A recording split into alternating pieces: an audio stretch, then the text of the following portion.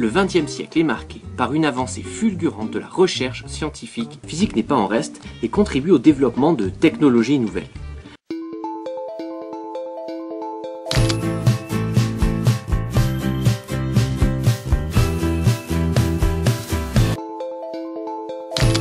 Avril 1960.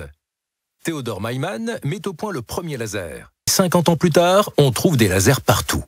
Novembre 1971, Intel développe le premier microprocesseur. Depuis, ses performances ont doublé tous les 2 ans de façon étonnamment régulière. Aujourd'hui, le réseau de minage validant les transactions en Bitcoin totalise une puissance qui s'exprime en zetaflops. Quant au micro-ordinateur, il a désormais la puissance d'un supercalculateur du début des années 2000. Le progrès des techniques utilisées pour le traitement de l'information est devenu, sur les 50 dernières années, si rapide qu'il a donné naissance à une véritable révolution industrielle. Celle-ci fait évidemment référence aux révolutions connues au XIXe siècle, lors de la domestication de l'énergie. Mais elle s'opère à un rythme infiniment plus rapide. Des vitesses de progression incroyables. La progression des performances des dispositifs numériques advient à des vitesses inouïes. Le monde a été confronté à des révolutions technologiques successives. Mais les progrès se mesuraient alors sur une échelle arithmétique, traduisant une amélioration de performance d'un facteur constant chaque année. Depuis 50 ans, les performances des techniques numériques explosent littéralement et suivent des lois géométriques. On n'ajoute plus chaque année un facteur constant aux performances existantes, on les multiplie chaque année par un facteur constant. Pour rendre compte de ce progrès, il faut alors recourir à des représentations logarithmiques qui permettent de retrouver la linéarité des évolutions. Tout le monde connaît la loi de Moore, du nom de l'un des fondateurs d'Intel. Cette loi illustre les effets du progrès technique sur les microprocesseurs. Le nombre de transistors qui s'y trouvent double tous les 2 ans. Cette loi n'est évidemment pas une loi de nature physique, mais un objectif que l'industrie des semi-conducteurs a su respecter durant plus de 40 ans. Elle devrait trouver sa limite avec l'atteinte des échelles moléculaires, mais d'autres solutions permettent vraisemblablement de contourner ce mur physique. La plupart des technologies numériques connaissent des progressions similaires qui conduisent à considérer la loi de Moore ou ses équivalents sur d'autres domaines du numérique comme emblématiques. Infiniment grand et infiniment petit. Exprimées sur les échelles du système décimal, les performances du numérique parcourent 2 échelles. Celle de l'infiniment grand, qui est celle des performances des systèmes. En 10 à 20 ans, on saute d'une unité à la suivante, 1000 fois plus grande. Et l'échelle de l'infiniment petit, celle des échelles auxquelles on travaille la matière. Celle de la miniaturisation qui va de pair avec de moindres consommations d'énergie.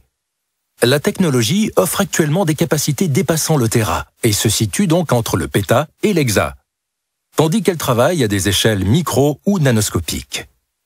Dire que l'on double les capacités d'un système tous les ans, c'est dire que dans l'année qui vient, on fera autant de progrès que depuis l'origine de ce système. Qui plus est, l'évolution des performances ne conduit pas à des hausses de prix similaires, bien au contraire. Quel que soit le système technique considéré, un ordinateur, un smartphone, une mémoire, un robot, etc., la hausse des performances se fait rarement à prix constant, mais s'accompagne plutôt d'une baisse des prix. Paradoxe de la vélocité. Cette vélocité du progrès technique induit des effets paradoxaux, dont 3 doivent être soulignés. Premièrement, toutes les techniques ne progressent pas à la même vitesse, créant des écarts qui s'affirment très vite du fait de la rapidité du progrès, entre par exemple les technologies logicielles et les technologies matérielles. Cette absence d'homothétie dans le progrès technique conduit à des substitutions fréquentes de techniques dans les systèmes complexes. Elle explique notamment pourquoi, à certains moments, la modularité s'impose pour permettre de substituer des briques techniques au sein même de ces systèmes complexes. Deuxièmement, si le progrès résulte fréquemment d'innovations de rupture, comme l'ont été le laser ou le microprocesseur, l'innovation se présente paradoxalement au quotidien de façon très incrémentale pour contrer des attitudes d'attentisme de la part des agents économiques, tant les consommateurs que les producteurs, et afin de ne pas produire de décalage trop fort en matière de concurrence ou d'usage. Troisièmement, tout projet d'innovation bâti dans un contexte numérique doit anticiper l'univers numérique dans lequel il verra le jour. Cette anticipation est délicate, mais rien ne peut rester égal par ailleurs. En 2025, nos smartphones, nos voitures ou nos robots auront la puissance des plus gros supercalculateurs d'aujourd'hui. À l'ère de l'information, l'Internet haut débit est devenu un moteur essentiel du développement économique durable et de la création d'emplois. C'est également une condition nécessaire pour lutter contre l'extrême pauvreté et stimuler une prospérité partagée.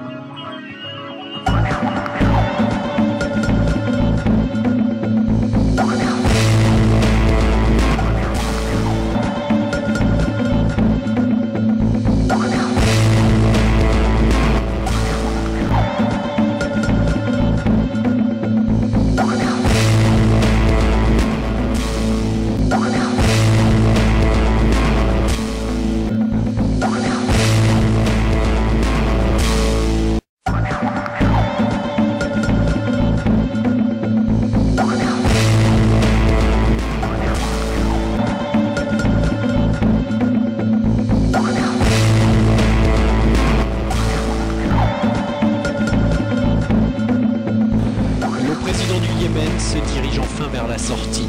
Dans le monde arabe, de sérieux défis restent encore à relever.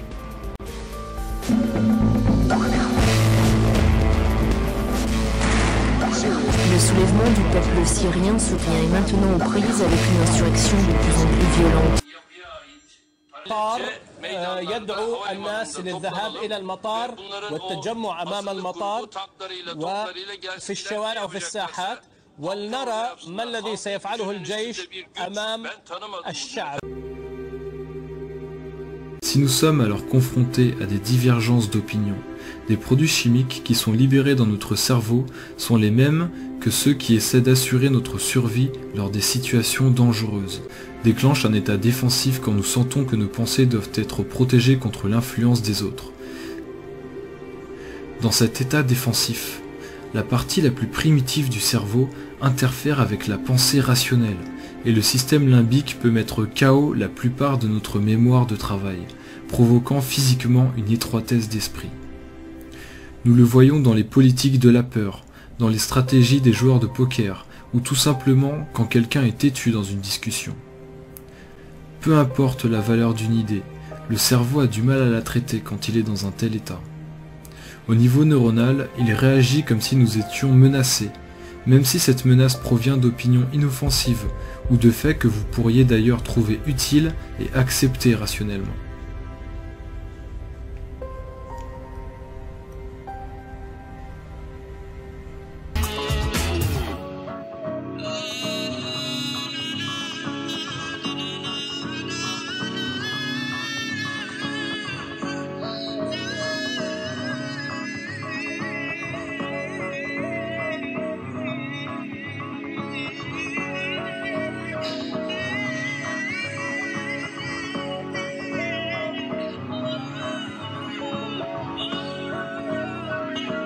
Bonjour. Bonjour. Guillaume Lecomte, nous sommes au Muséum d'Histoire Naturelle. C'est là où vous avez votre bureau et nous sommes dans votre bureau. Alors, on peut dire que vous êtes professeur dans ce muséum, et chercheur en même temps et chercheur en systématique. Vous êtes un systématicien. Qu'est-ce que ça veut dire, le fait d'être systématicien? Est-ce que ça veut dire vous classez les espèces? Oui, c'est cela. La systématique, c'est ce qu'on appelle la science des classifications. Elle se propose de rendre les êtres vivants compréhensibles, intelligibles, dans leur grand foisonnement, à travers une classification. Alors, votre axe principal, c'est d'essayer de trouver des apparentements entre les êtres vivants et, au fond, des cousinages. Autrefois, on disait toujours, on va chercher les ancêtres, et quand on parlait de la théorie de Darwin, on disait les ancêtres communs aux singes et à l'homme. Et maintenant, quand on examine ce que vous avez fait, que vous faites comme travail, c'est plus des cousinages que des parentements que vous essayez de connaître.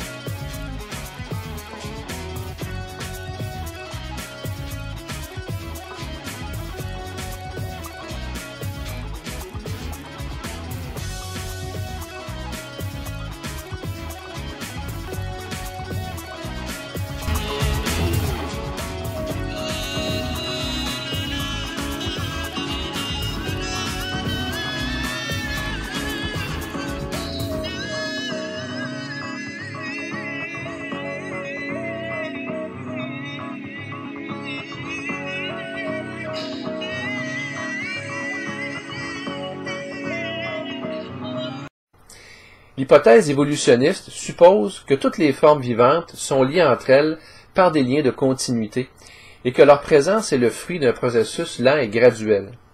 Par conséquent, si la théorie évolutionniste était exacte, en la vérifiant, nous devrions normalement retrouver dans les gisements fossiles une multitude de formes transitionnelles qui nous permettraient d'établir des liens de continuité entre les millions d'espèces vivantes que nous connaissons. Or, il n'en est rien. Après l'exhumation de milliers et de millions de fossiles, nous ne trouvons pas de formes transitionnelles, les formes intermédiaires n'existent pas. Les évolutionnistes les cherchent, ils les supposent, les souhaitent, les imaginent et tentent de nous les faire imaginer. Ils font des hypothèses à leur sujet en essayant de faire des ponts entre les diverses espèces connues.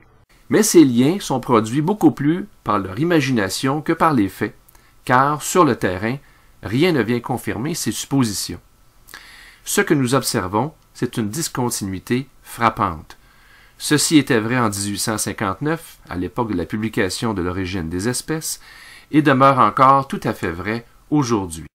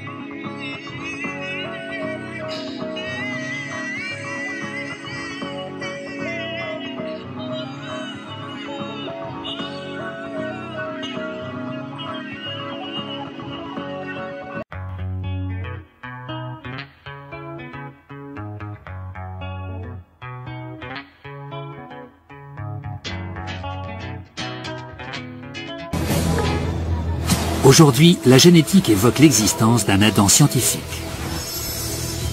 Des indices microscopiques dans notre ADN relient chaque habitant de la planète de sexe masculin au même homme, un lointain ancêtre commun. Pour comprendre comment c'est possible, nous devons découvrir le paradis perdu de cet Adam scientifique. Pénétrer dans son monde. Nous avons tous une apparence si différente que l'idée même d'une parenté entre tous les hommes semble inconcevable. Difficile de croire que 6 milliards d'êtres puissent avoir le même ancêtre.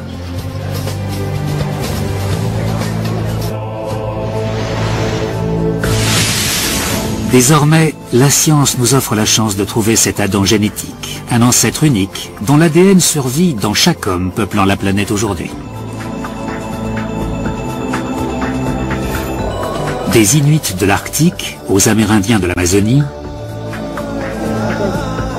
des nomades du désert aux hommes d'affaires de Wall Street. Spencer Wells, un généticien qui collabore avec le National Geographic, nous emmène dans une quête dont le but est d'identifier l'Adam génétique et de révéler en quoi il était si exceptionnel qu'il a pu engendrer tous les hommes de la planète.